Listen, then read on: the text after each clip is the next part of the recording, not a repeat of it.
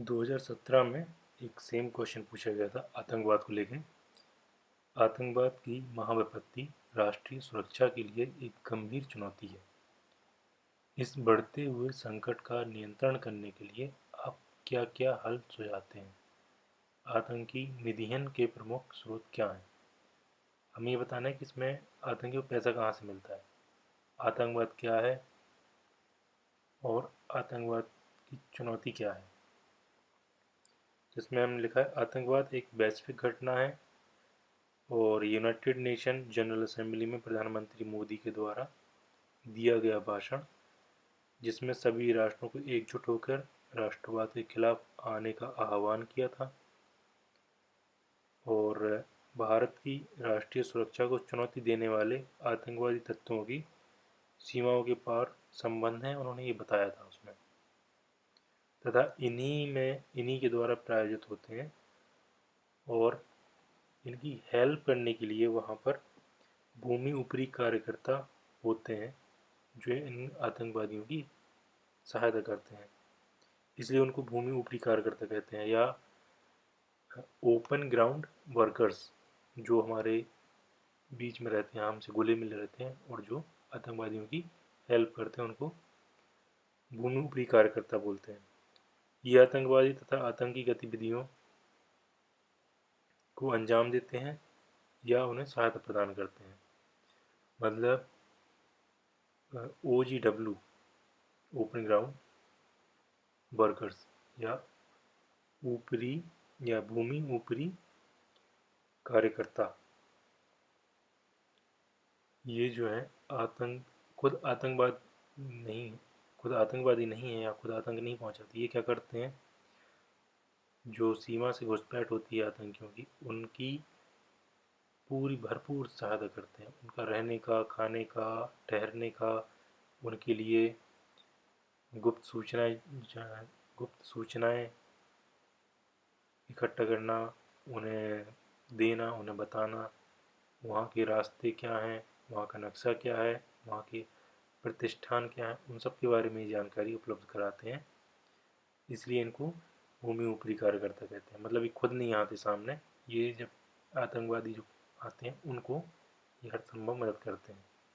हमें क्या करना है, इनके नियंत्रण करने के लिए क्या क्या उपाय हैं।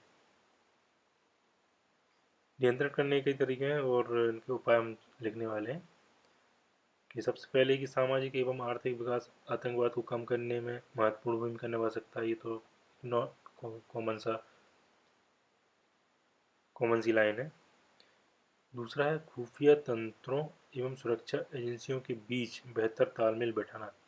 ये लाइनें जो है 2019 के एक पेपर है, मतलब 2019 में जो GS पेपर 3 सिक्योरिटी, उसमें क्वेश्चन नंबर 9 में भी ये लाइन एकदम सटीक बैठती है, उसमें भी आप इसको लिख सकते हैं। धन का अवैध संचरण पर अंकुश लगाना। जो धन का अवैध संचरण होता है, जैसे हवाला हुआ, ड्रग डिलीवरी हुई, या ड्रग्स का कारोबार हुआ, जो हमारे खासकर पंजाब एरिया में बहुत होता है। ह्यूमन इंटेलिजेंस को बढ़ावा देना, जिसमें मानव क्षमता को विकसित करना है, उनको प्रशिक्षित करना है।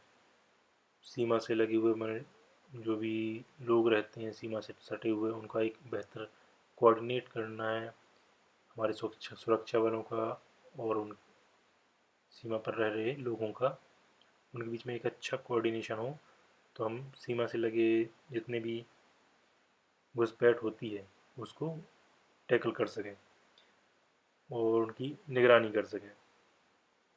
इसके अलावा हम तकनीक का भी सहारा ले सकते हैं, जिसको हम तकनीकी इंटेलिजेंस भी कह सकते हैं।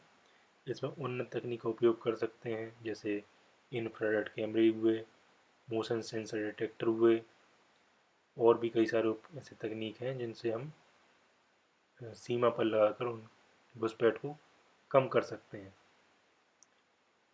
बारीकी से सैटेलाइट इमेजेस का अध्ययन करें कि हमारे सीमा के आसपास कोई घुसपैठ हो रही है, तो उसका हम डायरेक्ट सेट, मान लो कभी कभी क्या होता है कि हम डायरेक्ट ऐसे नॉर्मली नहीं देख सकते हैं, तो हमें क्या करना चाहिए, डायरेक्ट ऊपर से सैटेलाइट इमेज से हम उसको देख सकते हैं।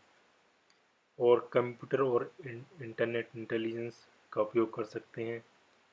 हम केबल और फ़ोन टैपिंग का भी कर सकते हैं, और भी बहुत सी चीज़ें हैं वो कर सकते हैं।